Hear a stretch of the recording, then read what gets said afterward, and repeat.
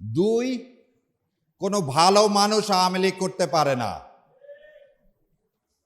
কোনো ভালো মানুষ আওয়ামী লীগ করতে পারে না, কারণ যাকে এই ছবিতে দেখতেছেন উনি কিন্তু ছাত্রলীগ করতেন, উনি ভিপি ছিলেন, কিন্তু আওয়ামী লীগের আমলে আওয়ামী লীগের দুর্নীতির প্রতিবাদ করাতে ৭৪ সালে ওখানে কারাবন্দি করা হয়। তার মানে পরবর্তীতে আপনারা সবাই মিলে দেখেন, শাহ মুয়াজ্জেম কে ছিলেন? ছাত্রলীগের সভাপতি ছিলেন। মিজানুর রহমান কে ছিলেন? এবং আপনাদের মাধ্যমে আর একটা জিনিস বলি, ৬২ সালে শেখ মুজিবুর রহমানের জেল হয়েছিল দুর্নীতির দায়ে, জানেন আপনারা? কোনো ইতিহাসের বই এটা পাবেন না। একটা দুর্নীতিবাজ যখন এদেশের রাষ্ট্র ক্ষমতা গ্রহণ করে, তখন তার মাথায় দুর্নীতি ছাড়া আর কোনো কিছু থাকে? তখন ওই রক্ষী বাহিনীর সময় এই ছবি যাকে দেখতেছেন সেই সময় প্রতিবাদ করাটাও ছিল কি চরম দুঃসাহসিক কাজ। সেই জন্যে আমি আল্লাহর কাছে দোয়া করি যে আল্লাহ ওনাকে জান্নাতুল ফেরদৌস নসিব করুক, আমাদের সবাইকে এই ভয় ভীতির ঊর্ধ্বে রেখে আজকে একটা সুন্দর সোনার বাংলা তৈরি করতে চায়, যে বাংলাদেশে আজাদি হবে, গোলামে হবে না। এখন আমি কিছু জিনিস বলি। আজকে একটু আগে আমার ভাই কর্নেল ভাই বলে দিলেন যে শহীদ রাষ্ট্রপতি জিয়াউর রহমান তার সন্তান আজকের বাংলাদেশের প্রধানমন্ত্রী। আমি যদি তাকে জিজ্ঞাসা করি গত ১৭ বছর আমরা বাংলাদেশের জনগণ যে অত্যাচার, গুম খুম এগুলোর কি হয়েছে, সম্মুখীন হয়েছি, সেটা কার জন্য জানেন? যখন তারেক জিয়ার বিরুদ্ধে মামলা হলো, ওনাকে জেলে নিয়ে যাওয়া হলো এবং ওনার উপর অমানবিক, আমি আবার বলে দিচ্ছি, অমানবিক নির্যাতন করা হলো, যে নির্যাতন এই সংবিধানে নাই। ওনার মাজা ভেঙে দেওয়া হলো, এই সংবিধানে নাই। কোকোকে নিয়ে যাওয়া হলো, অত্যাচার করা হলো, এই সংবিধানে নাই। ওনার মা, আমাদের আপসীর নেত্রী, উনি একজন মা। তো আপনারা এখনো খেয়াল করে দেখবেন হুইল চেয়ারে বসে আছে এয়ারপোর্টে কিন্তু তারেক জিয়া, এবং দাঁতের উপর দাঁত কামড় দিয়ে এইভাবে আছে ব্যথার চোটে। এবং বেগম জিয়া সেই সময় আপোষ করলেন, আওয়ামী লীগের হাতে ক্ষমতা দিলেন এই দুই সন্তানকে বাঁচানোর জন্য। মাননীয় প্রধানমন্ত্রী, আপনি ভুলে গেছেন আপনার জীবনের জন্য আজকে যত জুডিশিয়াল কিলিং, গুম খুম সব কিছু এদেশের মানুষ সহ্য করছে। আপনার মায়ের সেদিন কি জন্যে? আপনার মাকে সেদিন নেত্রী মেনে আপনি সেই মানুষ এসে প্রথমে একজনকে দাঁড় করায় দিচ্ছেন। শোনেন, একটা কথা আপনাদেরকে বলি, আমরা ছোটবেলায় ভাব সম্প্রসারণ করতাম। সেই ভাব সম্প্রসারণে ছিল কি যাতনা বিষে বুঝিবে কিসে, কবু আসে বিষে দংশিনী যারে। এই কথাটা কেন বললাম? ৭১ সালে ২৫শে মার্চ শেখ সাহেব কোথায় চলে গেলেন? পাকিস্তানে চলে গেলেন। ৯ মাস কি পাকিস্তান থেকে সে যুদ্ধ দেখছে? যুদ্ধ কিরকম ভাবে হয়েছে দেখা গেছে? না, সে ওর কাছ থেকে জেলখানায় কিছু সংবাদ পাইছে। তাজউদ্দিন সাহেব বাংলাদেশ থেকে চলে গেছে ২৫ তারিখ রাতে, যে কলকাতায় ছিল। তাহলে দুইজন মানুষ, স্বাধীনতা যুদ্ধে দুইজন মানুষ নেতৃত্ব দিল, শেখ মুজিবুর রহমান এবং তাজউদ্দিন। কি মতে? এই সংবিধান মতে। এখানে তো ইয়া নাই, যে প্রেসিডেন্ট জিয়াউর রহমানের নাম নাই। তাহলে এই সংবিধান যদি ঠিক হয়, তাহলে যুদ্ধের নেতৃত্ব দিল কে? দুইজন লোক। কে কে দুইজন লোক? শেখ মুজিবুর রহমান আর তাজউদ্দিন, যে দুইজন সামনে থেকে কোনো নেতৃত্ব দেয়নি। আজকে এই সংসদে দাঁড়িয়ে যারা জুলাইকে বলতেছে, জুলাই অক্ষরে অক্ষরে পালন করবে, এই দুটা লোকও এ দেশে ছিল না এই আন্দোলনের সময়। একজন ছিলেন লন্ডনে আর একজন ছিলেন শিলংয়ে। সেই জন্য আমি বললাম কভু আসি বিষে দংশিনী যারে। আরে আপনি তো ছিলেনই না, আপনি দেখছেন, তা আপনি কিভাবে বুঝবেন এই ব্যথাটা? সেই জন্য আপনার কাছে মনে হয়েছে কি কনস্টিটিউশনটায় এই সংবিধানটার জন্যই হয়তো আমরা লড়াই করছি। ওই জন্য আপনি আবার গোলায় ফেলছেন। 90 সালকে আপনি কি করছেন যে এই বিপ্লবের সাথে তুলনা করতে যাচ্ছেন। আমি মাঝে মাঝে ভাবি যে বিএনপির সৌভাগ্য যে আল্লাহ আমাকে সংসদে রাখেনি। কারণ কালকে যে মিথ্যাচার করা হলেন, মিথ্যাচারটা কি?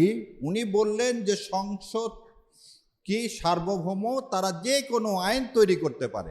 ভাই তাই যদি পারেন কালকে সুপ্রিম কোর্ট বন্ধ করে দেন, আমরা অন্য প্রফেশনে চলে যাই। এই কনস্টিটিউশনে বলা আছে আইন বৈধ না অবৈধ এটা দেখার একমাত্র ক্ষমতা কার? সুপ্রিম কোর্টের। আপনি উঠে বলতেছেন যে না, আমরা যা বলবো সেটাই আইন, সুপ্রিম কোর্টকে।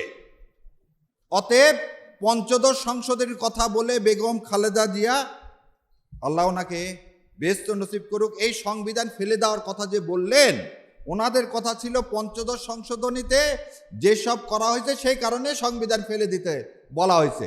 এখন সেই সংবিধান আমরাই কি করব? আমরাই অ্যামেন্ডমেন্ট করব। আমরা সংস্কার করব না, আমরা কি করব? অ্যামেন্ডমেন্ট করব। অ্যামেন্ডমেন্ট পরিবর্তন আর সংস্কারের মধ্যে একটু পার্থক্য আছে। আবার ওনারা আবার এই পরিবর্তনটা করতে চায় কি, একটা শরীর রাখবে, মাথা রাখবে না। মাথাহীন দেহের কোনো মূল্য আছে? মূল্য নাই। এই যে একটু আগে ভাই আসছিলেন আপনাদের সামনে দাঁড়ায়, ওনারা কেন গুম কমিশন কে কেন এই অধ্যাদেশকে বাদ দিতে চাচ্ছেন? তাহলে ওনাদের নিশ্চয়ই কোনো উদ্দেশ্য আছে, যে দাদারা ওনাদেরকে ক্ষমতায় বসাইছেন তারা হয়তো বলছেন তোমরা করো কি, গুম আরো গুম করতে হবে তো সামনে। ওই জন্যে মাননীয় স্বরাষ্ট্রমন্ত্রী বলছেন মবের নামে রাস্তায় নামতে দিব না। তাহলে একটার সাথে আর একটার সম্পর্ক দেখেন। এবার আমি আপনাদেরকে আর একটা দিকে নিয়ে যাই, সেটা হচ্ছে রাষ্ট্রের আমরা জনগণ এই সংবিধান অনুযায়ী মালিক। তাহলে আমি মালিক, তা আমি মালিক হয়ে আমি হাঁ ভোটে ভোট দিছি এবং 70% লোক হাঁ ভোটে ভোট দিছি। তাহলে আমি জনগণ, রাষ্ট্রের মালিক।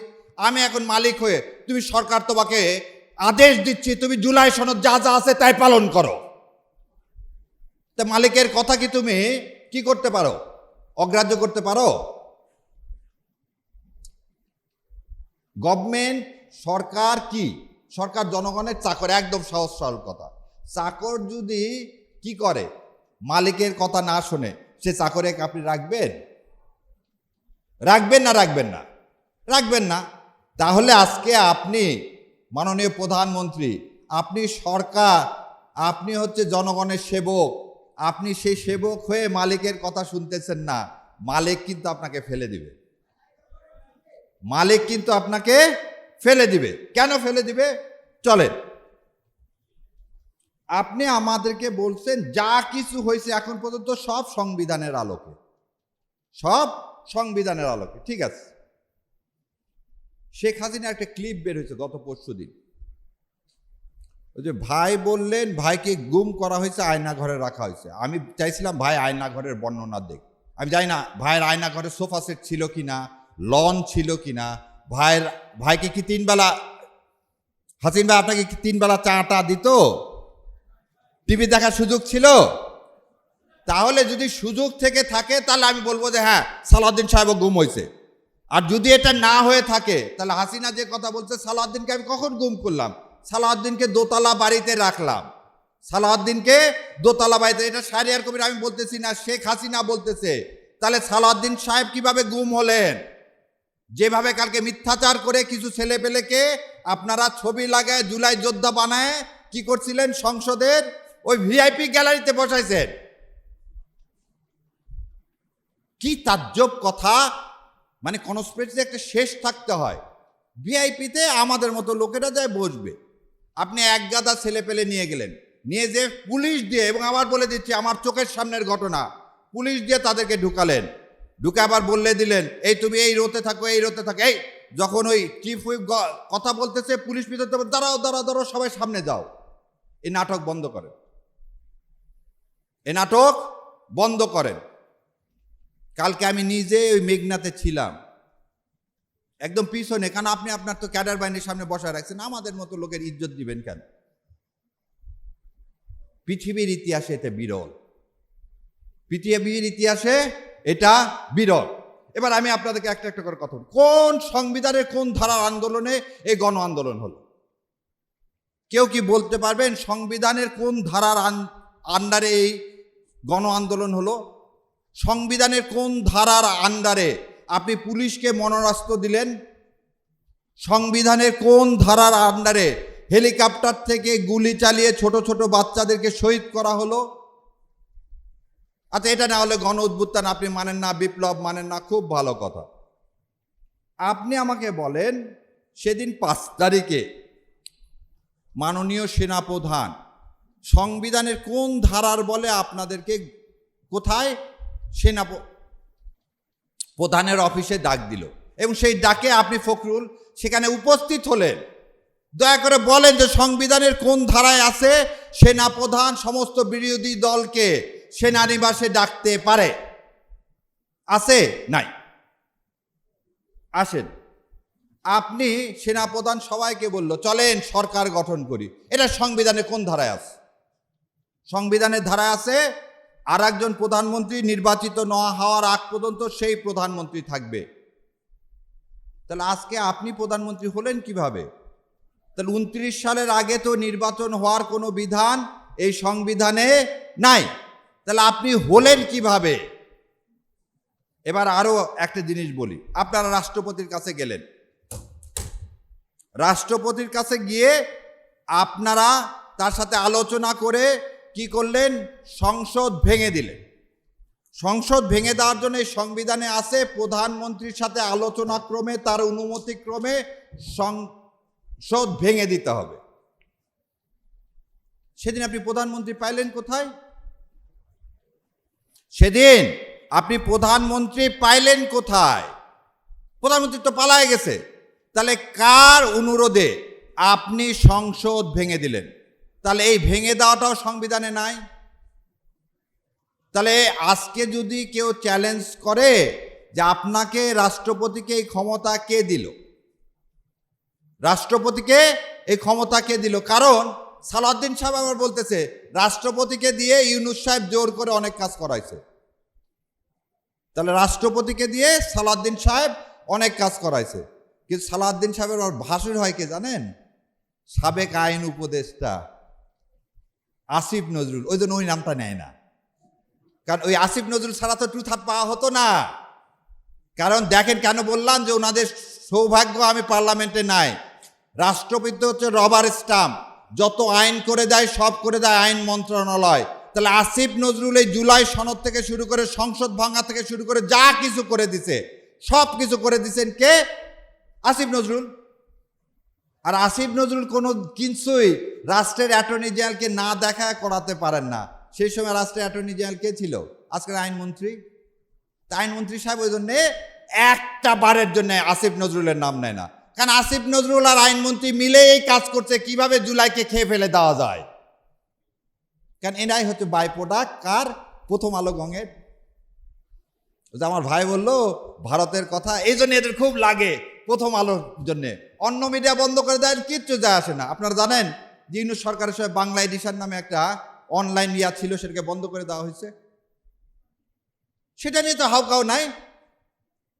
সো কেন এই কথাটা বললাম আবার বোঝেন। আসিফ নজরুল রা কি করলেন? আসিফ নজরুলরা কি ষড়যন্ত্র করলেন? আসিফ নজরুলরা ষড়যন্ত্র করলেন কিভাবে বিএনপিকে ক্ষমতায় আনা যায়। সেই জন্য সংসদে বলতেছেন যে কে রাষ্ট্রপতিকে দিয়ে সব কাজ করাচ্ছে। কে করাচ্ছে? তত্ত্বাবধায়ক সরকার। তত্ত্বাবধায়ক সরকারে কে? আইন পাস কি ইউনূস সাহেব করেন? আইন তৈরি কি ইউনূস সাহেব করেন? আমি চ্যালেঞ্জ দিয়ে যাচ্ছি, যদি বিএনপির ভাইরা দয়া করে আজকেও সংসদ বসবে একটু যদি বলতেন যে আইন তৈরি আসিফ নজরুল ছাড়া আর কেউ যদি করে থাকে এবং সে আইন যদি রাষ্ট্রপতির কাছে রাষ্ট্রপতি নিজে তৈরি করে থাকে, আমি আমার কান কেটে দেব।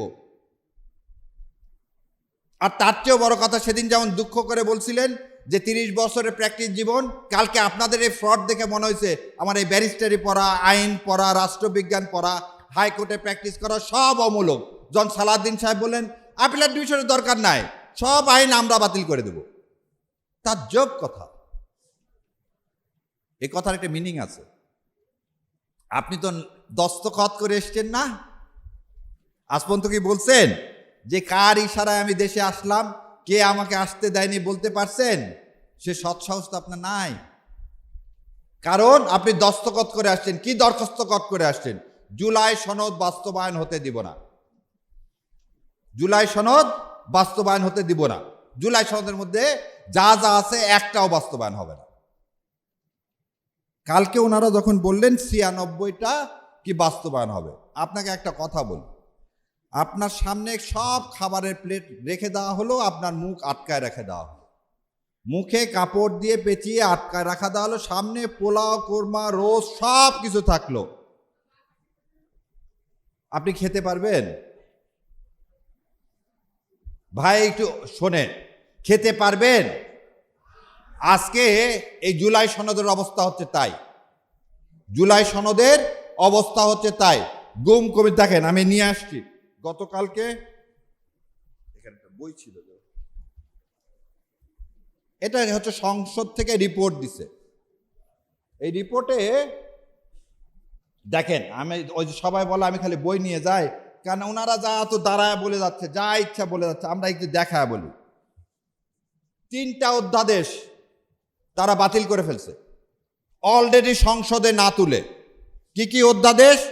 সচিবালয়, জাতীয় সংসদ সচিবালয়ে সুপ্রিম কোর্ট বিচারক নিয়োগ, সুপ্রিম কোর্ট সচিবালয় অধ্যাদেশ,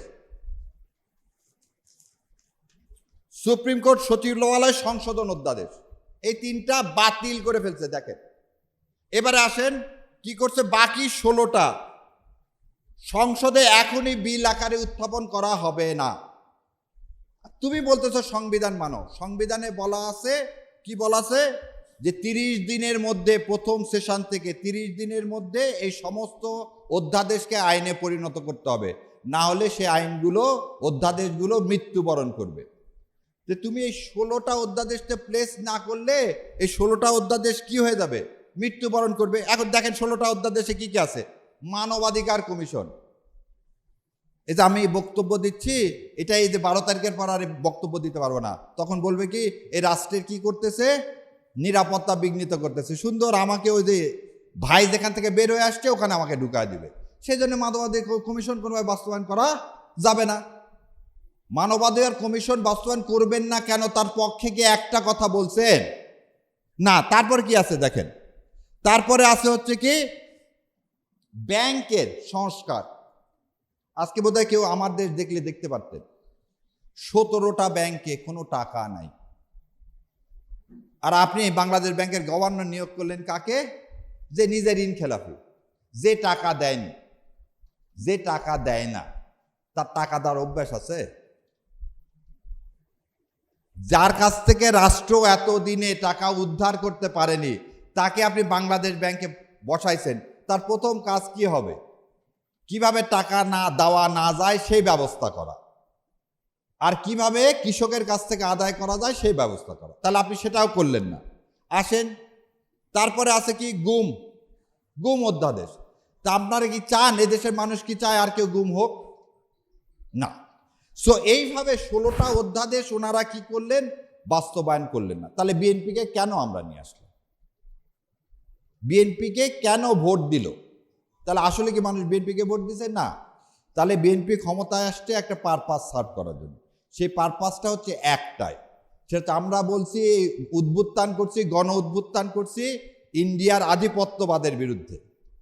আর বিএনপিকে বসানো হয়েছে ইন্ডিয়ার দাসত্ব করার জন্য। সো ইনশাল্লাহ যতক্ষণ এই দেহে প্রাণ আছে এই দাসত্ব মেনে নিব না, নিতে দিব না।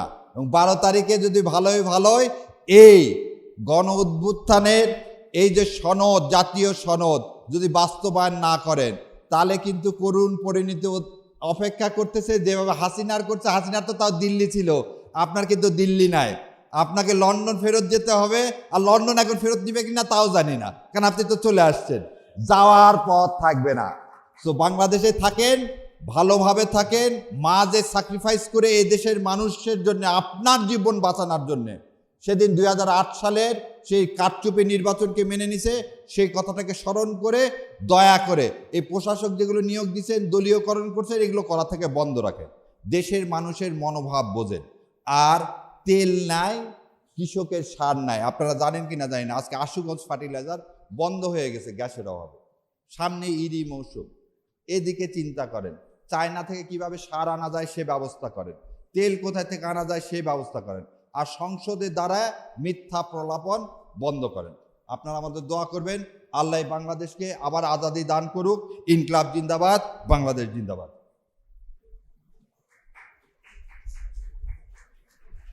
ধন্যবাদ শাহরিয়ার স্যারকে। দিল্লি না ঢাকা, জনতা না